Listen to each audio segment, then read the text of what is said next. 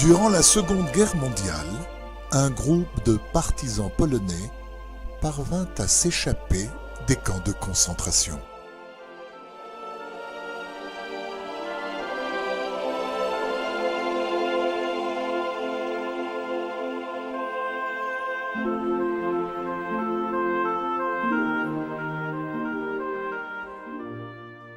Parmi eux, il y avait quelques juifs et d'anciens officiers polonais.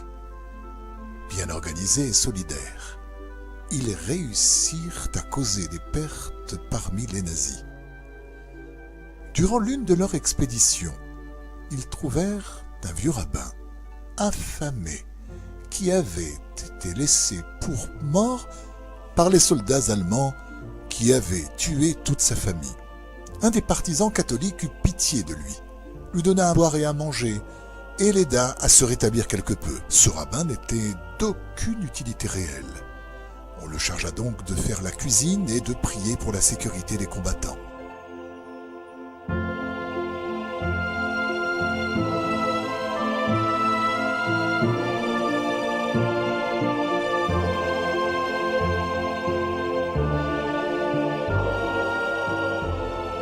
Effectivement, ce groupe de partisans n'essuya aucune perte durant tout le reste de la guerre.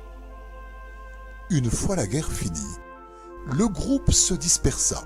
Certains retournèrent en Pologne, d'autres en Lituanie, d'autres devinrent des personnes déplacées errant d'un camp à l'autre, d'un pays à l'autre.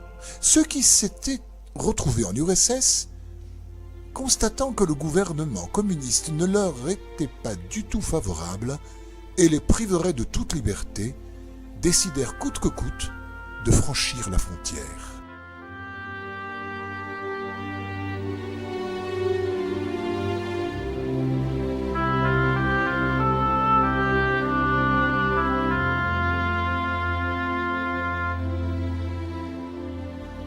Il fallait quitter le territoire soviétique de nuit. On leur avait dit « Vous devez traverser la rivière en hiver quand elle est glacée. De l'autre côté, c'est un no man's land. Vous y trouverez une cabane, celle d'un soldat soviétique chargé d'empêcher les gens de passer la frontière. Il tire, surtout ceux qui bougent. Cependant, à 1h du matin, il quitte sa cabane, marche quelques kilomètres jusqu'à la cabane suivante où il retrouve un autre soldat. Les deux amis échangent des provisions et des renseignements, puis le soldat retourne à sa cabane. Tout cela lui prend environ 2 heures. Pendant ce temps, vous pouvez vous réchauffer dans sa cabane, mais il faut absolument en sortir avant qu'il revienne.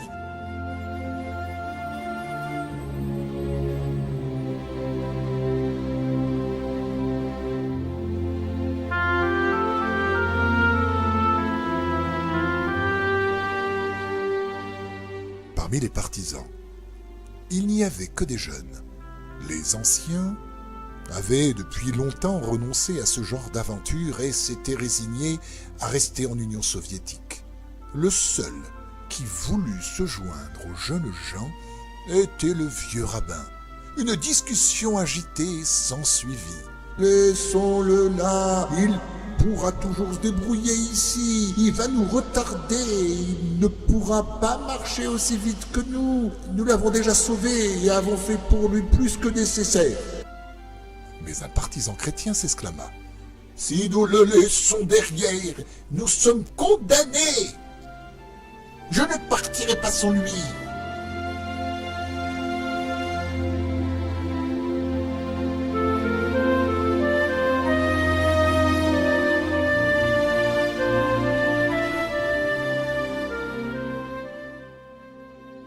À contre-cœur, il fut donc décidé de l'emmener.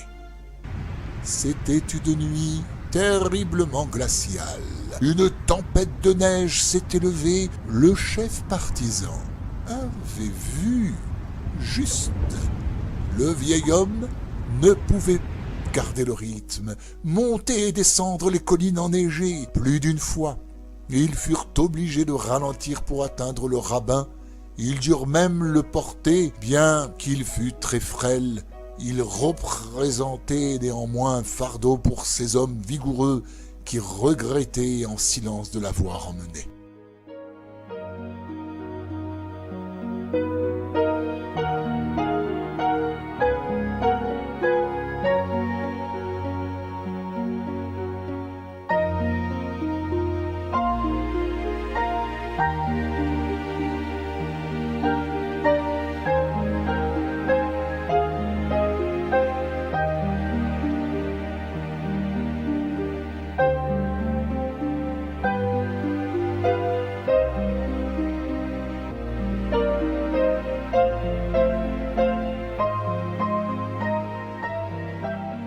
Enfin, à 1 heure du matin, ils arrivèrent près de la cabane qui était maintenant à moitié enterrée sous la neige. Dès que le soldat sortit, les partisans pratiquement gelés se précipitèrent dans la cabane, chacun s'efforçant d'être plus près du feu pour réchauffer ses membres engourdis par le froid. Mais le vieux rabbin ne resta pas longtemps près de la cheminée. Il ouvrit un petit sac et en sortit une vieille Hanoukia, toute rouillée. Puis il prit un morceau de ficelle comme mèche et quelques gouttes d'une petite bouteille d'huile qu'il avait miraculeusement emportée. Stupéfaits, les partisans observèrent le rabbin sans rien dire. D'une voix à peine audible, après avoir placé la Hanoukia devant la fenêtre, il récita les 3 bénédictions et commença à chanter ce chant qui rappelle les miracles que Dieu fit pour le peuple juif tout au long de son histoire.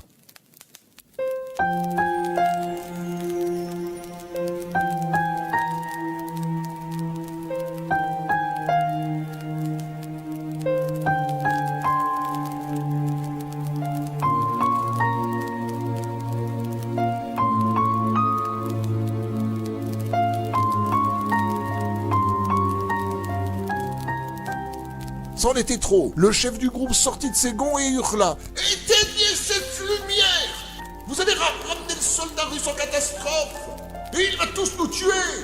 Le rabbin expliqua que c'était le premier soir de Hanouka, qu'il n'éteindrait pas la flamme, qui ne devait durer, après tout, qu'une demi-heure. À ce moment, la porte de la cabane s'ouvrit violemment. Un immense soldat soviétique entra, leur intimidant l'ordre de mettre les mains en l'air. Il s'approcha du rabbin et lui dit « Moi aussi, je suis juif. Cela fait 6 ans que je n'ai pas vu de menorah. » Il embrassa le rabbin et se mit à pleurer. « Après avoir quitté la cabane, je me suis rappelé que j'avais oublié des rapports dans un tiroir. Je suis retourné et j'ai vu cette petite lumière. Je n'en croyais pas mes yeux, une Hanoukia dans ce no man's land, en pleine tempête dans ma cabane. »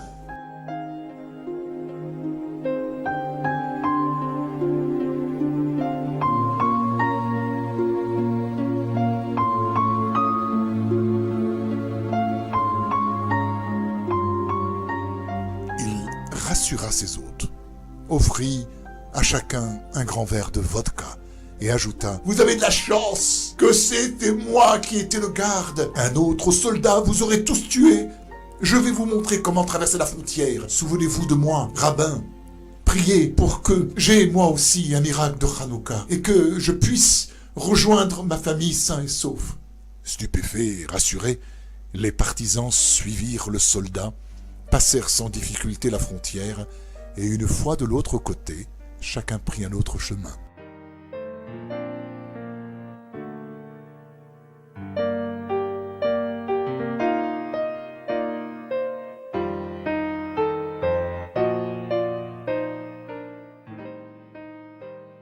Le vieux rabbin se rendit en Israël et raconta son histoire à d'autres survivants qui, à leur tour, me la racontèrent quand j'étais petit.